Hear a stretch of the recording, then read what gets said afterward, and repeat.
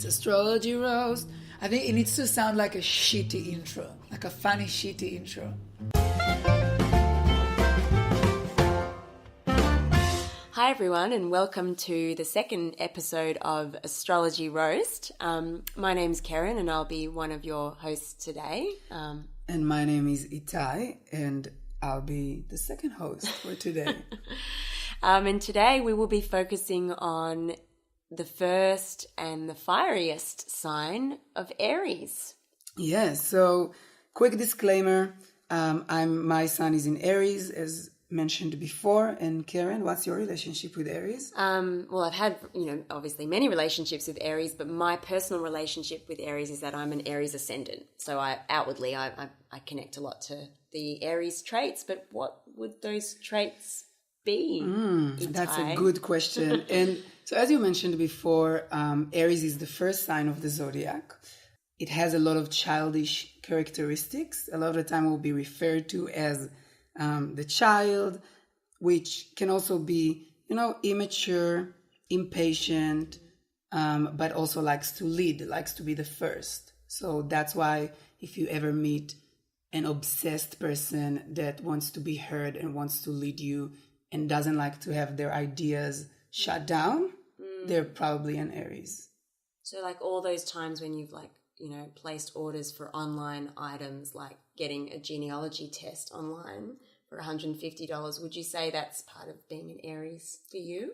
Definitely. I think my obsession with buying things online and visiting 24 hours supermarkets and Kmarts is definitely a part of being an Aries. Kind of like wanting to have everything all the time, wanting to be on all the time. Aries also is a part of the fire signs. So the three signs that are under fire, Sagittarius, Leo, and Aries, which, as we mentioned, fire is about creation, is about being an extrovert, being, fiery, being alive, being active, and sometimes burn. Burn, baby, burn. Also, the planet that's associated with Aries is Mars.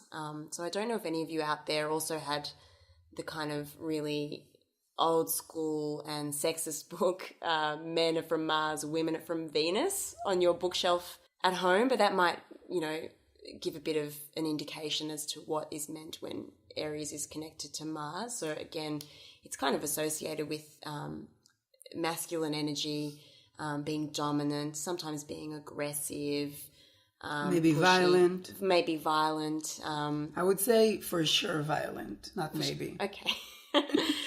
Definitely violent. Kind of like we can start this episode with a tip. If you have an Aries in your life, whether it's a partner or friend, don't play any card games or any board games with them because it's not going to end well. Or any mind games. Or any mind, yeah. Because they'll win. They're not want to play games if they're losing. They want to play games if they're winning. Yes, and when we were thinking about this episode, me and Itai, I was discussing with you a lot about one particular Aries that kind of asked me out a little while ago, but then in typical Aries fashion got completely disinterested really quickly. And it was quite psychologically violating. But now that I know more about Aries, and obviously you're an Aries and there are many in my life that I love, obviously I wouldn't hold that against her. But at the time I was very confused. So I dredged up some screenshots of some Facebook Messenger interactions with this particular Aries, which indicate how crazy, impulsive and up and down Aries can be. So the first message that I received from this person, so I received a random message from this person on Facebook, random message saying, hey, I saw you at this party and I couldn't stop staring at you trying to work out where I knew you from. And then she proceeded to invite me to her house party quite speedily, even though I didn't know this person. So of course I rocked up with 6 other friends to her party without knowing anyone, because I think that's a I must say, appropriate thing to do. Yeah, I must say so far, a very Aries thing to do is to just burst into your life and invite you to a party. But also a very Gemini thing to say is to accept the invitation and rock up with 6 or 5 other people that no one knows. Of course. And like, what else am I meant to be doing on a Saturday night? Like, obviously I have no plans. So of course I'm going to go. Exactly. So of course I went. She kind of ignored me a lot of the time. And then, which I think was quite a normal reaction, one of my friends, we stole a hat from one of the party organizers. It was a great hat. Yeah, it was like a turban or a multicolored hat, like this shitty hat, and we took it. And then, so obviously I texted her saying, hey, I've got your hat, which I thought was very reasonable. So she was like, yeah, let's get the hat back. Also, maybe, should we go for a drink? I was like, cool. Well, I'll be in your neck of the woods next Thursday. So that's cool. So didn't hear from her for a while, noticing that my messaging was becoming more and hers less. And on the day I was like, dude, your hat, so what's happening? And, I dressed up a bit, tried to, thought I was going out for a drink. Bring your A game. My A game or my B game or any game, which usually I don't bring because I'm on the couch most nights. And then I get a text message that says, yeah, look, I'm not going to finish work until late, but you can leave the hat in the letterbox. So yeah, I was like, oh, okay. So this is the vibe. And it's pretty indicative of how Aries are. They're kind of hot and then they're cold, and they're interested and then they're not. And they're very dichotomous. Yes. Big word. Use a big word for this episode. I think that it's very, the thing about Aries, they don't play games. They're very upfront. So whether, in this case, other people, or should I say other signs, would have acted differently or pretend to care to meet you because they already made plans, or try to lay you off a bit more easily. Aries is the sign that will either say to your face or just stop talking to you and be like, I'm not interested anymore. This is over.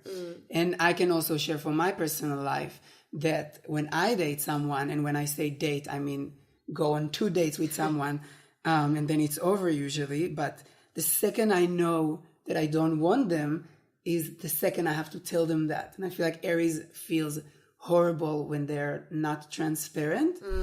That's why So they're breaking up with people before they're even in a relationship. They're breaking up with everyone all the time because they also don't like to be locked down. And for example, the best example I can have is it was maybe a 3rd date. I was supposed to see someone in an hour time, but I already knew that I don't want to be with them. And I was like, I can't go on a date with someone that I don't want to be with. To me, it's a crime. It's not a humane thing to do. So I had to call them an hour before the date and say, listen, I have to be honest. I'm still happy to go get ice cream, but I want you to know that I'm not interested in a relationship. So do you think in the example that I was bringing to the table, she was just being a humanitarian? She was just being nice. She was just being nice. She was just being true to herself, to her true nature, which I think is, fair enough. I should have kept that hat and never given it back.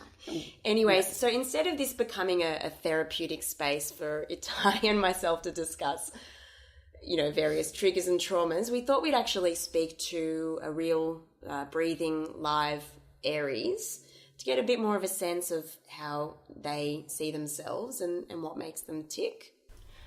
So we have a very, very special treat for everyone out there. Our first local celebrity that will be joining us for our Astrology Roast podcast, Shoshi Jacobs. Thanks so much for being... Local celebrity, I like that. It's pretty good. And good to have you. Shoshi just thanked us for getting her out of the house today. So I feel like this is a public service as well. A bit of an introduction about Shoshi. She's an art therapist that works with children. She has incredible eyebrows that she travels an hour to get done in Keilor. And she's also an Aries. So we're very, very fortunate to have you here today. Thank you for having me. Shoshi, so you told me before that you, on every rainy day, you watch Twilight, which I think is a very Aries trait because every Aries kid wants to be a vampire.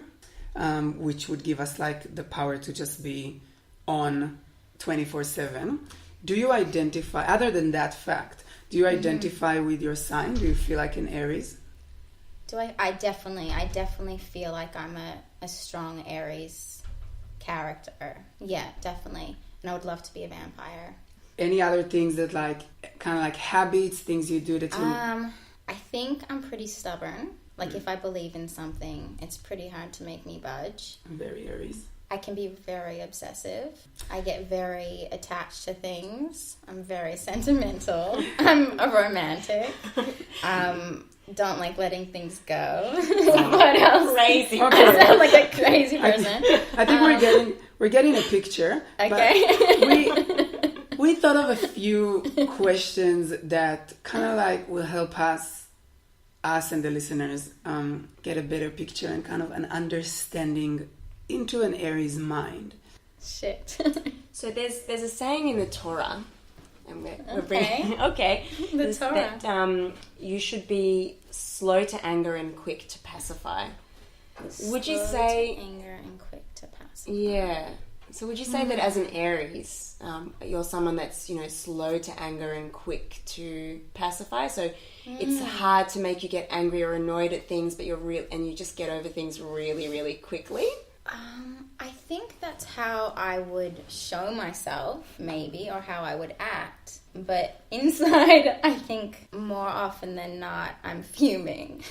Like, I might not let it out as anger, but it's sitting there. Yeah, and there's like so maybe, yes, slow to anger. Maybe, like, let it build and build until I crack. And then, I do try to forgive and move on quickly. And tell me about that cracking, in the body. The cracking bit. What does that look like? Well, I think it's changed. Like, it changes. Like, when I was a kid, I don't think I let myself get angry very often. And when I did, I would, like, throw my clothes all over the place or something like that. But I would never yell or scream. If I really let it out, which this doesn't happen anymore, but like can become a bit ragey. Would you ever? But that's not my nature. Like that's just if someone's really crossed the line. And I don't necessarily get ragey. I wouldn't get ragey at somebody. It's just like an internal boil. Yeah. So we're gonna do a little bit of a role play. I'm going to be your boyfriend. Oh my God. Which we can also any boyfriend doesn't have to be current or previous. Any boyfriend. Okay. And I just want you to naturally react to my suggestion. Okay. So, Shoshi, I've been thinking a lot, Shoshi boo, and I think I want to open our relationship. I want to have an open relationship. What do you say? I'd lose it. I would lose my shit. Inside. Maybe I would just be like, yeah, okay. Really chill. But I don't think I'd be too happy about it. Would he survive the night? Would he wake up the next day or would you kill him? I think I would try to play it really cool and confuse him. Yeah, I think I would, make him kind of question what he's just done or be a bit manipulative. But it's a definite no. Would I be open to having an open relationship? There's no way. I could cope with that. Could you? Well, as an Aries, as a fellow Aries, I would definitely say no. No, I think I'm very much, I'm a romantic. It's like the love you have is between two people, and I get why other people do it, and that's fine, but I'm too insecure for that. And I think there's also a little bit of jealousy when Aries in relationships, and I think Aries also don't like to feel like they're losing or they're the second best option. Yes. And then in an open relationship, I guess that's a challenge. That would be very challenging. I would not be happy about that. No. And just for the listeners, I wish you could see Shoshi's face yes, while contemplating the idea of being in an open relationship. Not for me. Yeah, there's like a quiet rage in your eyes. It's like you're smiling, but you're like, no. No, that's not going to happen. Your eyebrow, your not right eyebrow is... go well with me. Yeah. No. My well-styled eyebrow. Your look, I just call it like I see it. They're great. So Shoshi, you mentioned that you work with children. Mm-hmm. You're an art therapist with kids. Mm-hmm. So Do you ever work with children that remind you of you? You're like, oh, that kid is me. Yeah, even though every child, even though it is not about me at all, when a child comes to me and they're going through something, it is such an obvious mirror